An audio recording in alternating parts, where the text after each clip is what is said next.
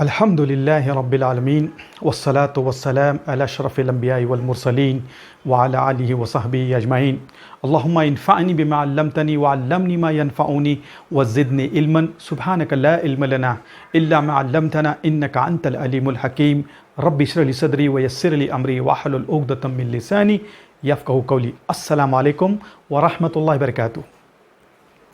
Imagine a hypothetical situation where you and your spouse have been given this challenge to prepare a dish.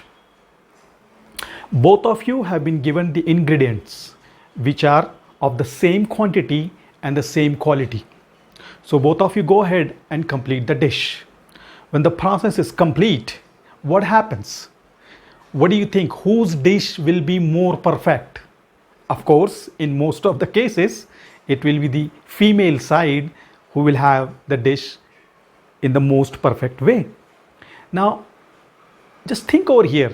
What happened exactly? Both of them were given the same ingredients, same quantity, same quality.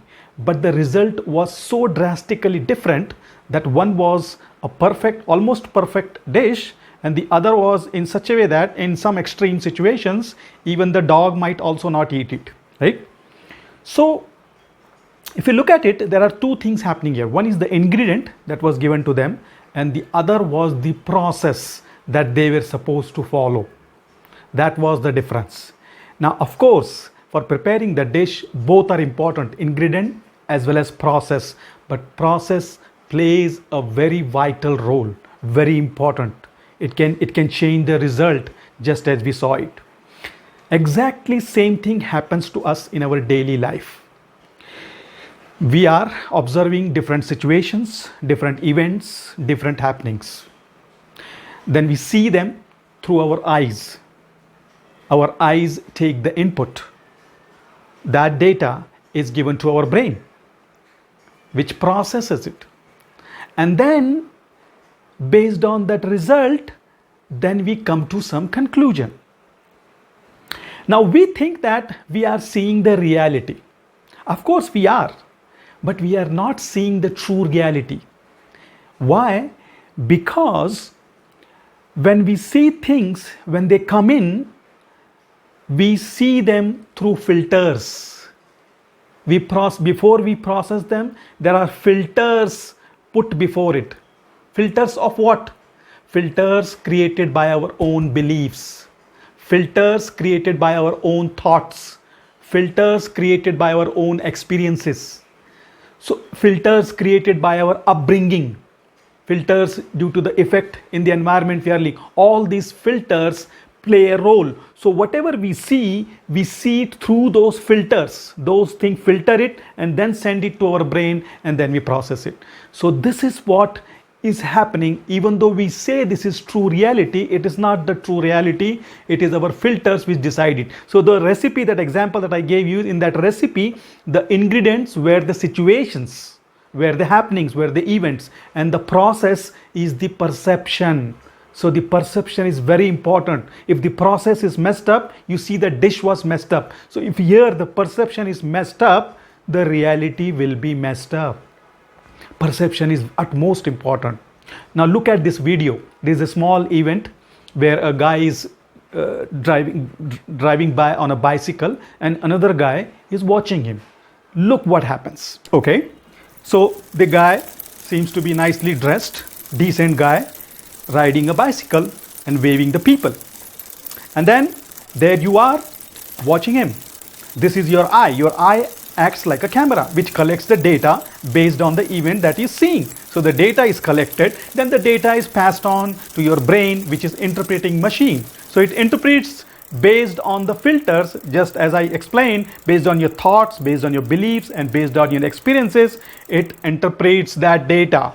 And then once it interprets, the results are given to you, then you perceive, and based on your perception, then you come to a conclusion. So in this event, you conclude, oh, that's a poor fellow. He cannot even afford a bike. But what's the reality? The reality is he is the CEO of a multinational company. He was driving or riding by the bicycle just for the sake of keeping fit. He wanted to be fit, and that's why he's driving by the bicycle. But what did we conclude? That he cannot afford a bike. Now, as you saw, that a perception could change the reality.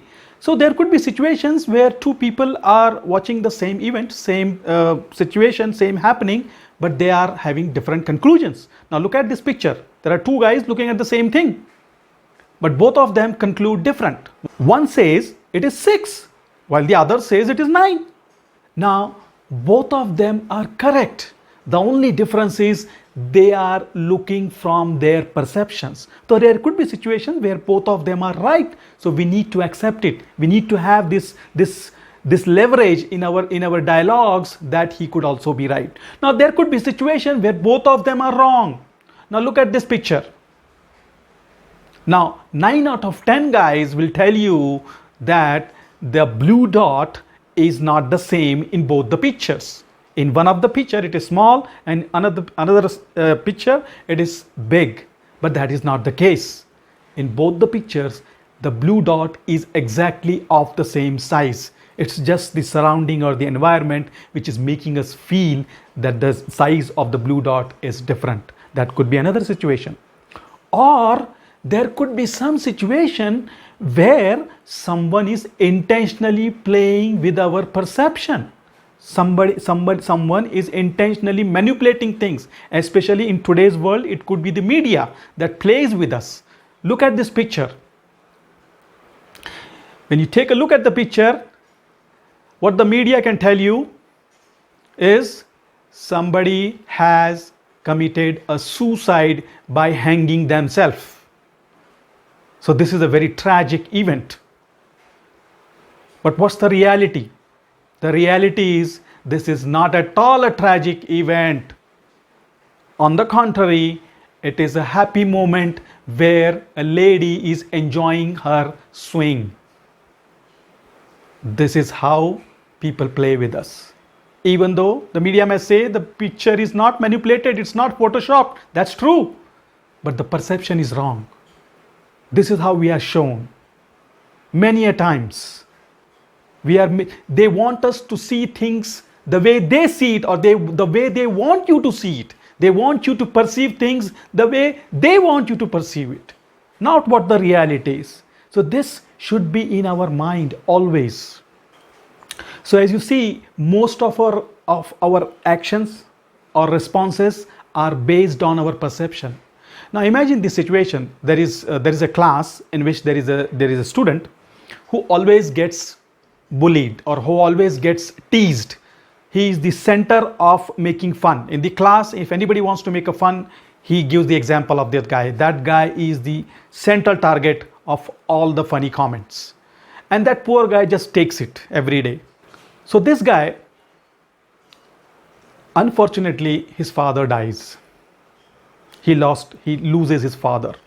So he doesn't go to the school on the first day, on the second day, on the third day, and fourth day, somehow he goes to the school. And the students know that why he was absent.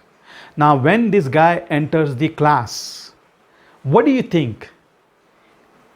Will he be made fun of today? Will people bully him? Will people make him the target of their comments today? No, not at all. Not today. They will, but not today. And why is that? This is the same student, same class. The other students are also same. Everything is same. What changed? Just the perception that this guy has lost his father. So we should treat him humbly, respectfully, at least for the time being.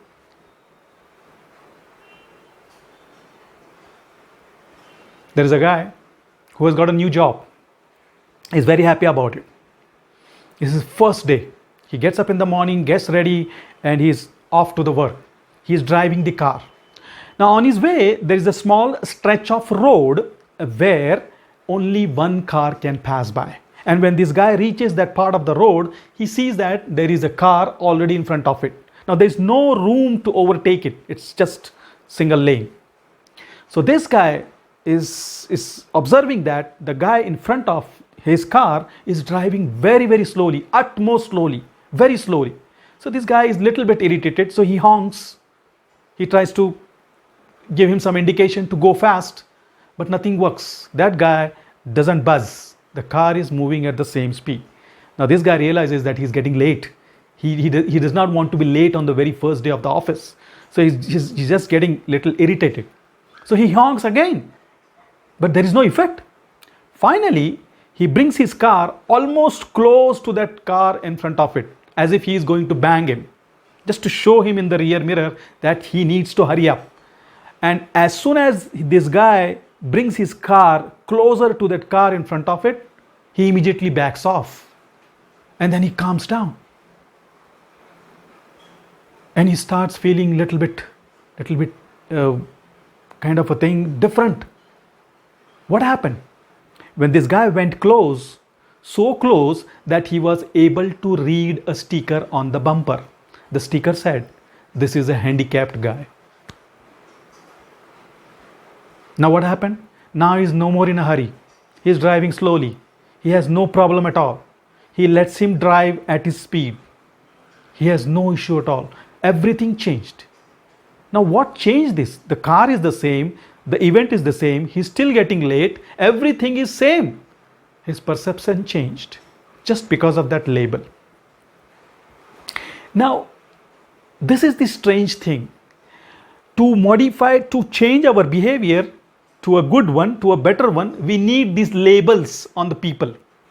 Why do we need these labels on the people? Why can't we treat them as human beings or as they deserve to be treated without the label? We need the label that this guy has lost his father. We need the label that this lady is just divorced. We need the label that this is an orphan. We need the label that this guy is depressed. This guy has lost a job. When we get this label, we suddenly change our behavior. Can't we not behave the same way without the labels? Would it not be an ideal world that we treat everybody as human beings and we treat them the same as we would treat them with the labels? Stephen Covey, the author of the book 7 Habits of Highly Effective People, he cites a very good example or a very good event that he faced, which is a perfect example for this. This is the New York scene. He was traveling in a subway. Subway means you could say like a metro train here, right? So he was traveling in a subway and there were few people there.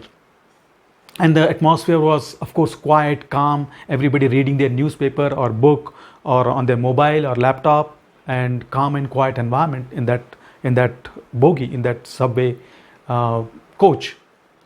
Suddenly, at the next station, a man with couple of his kids board the subway.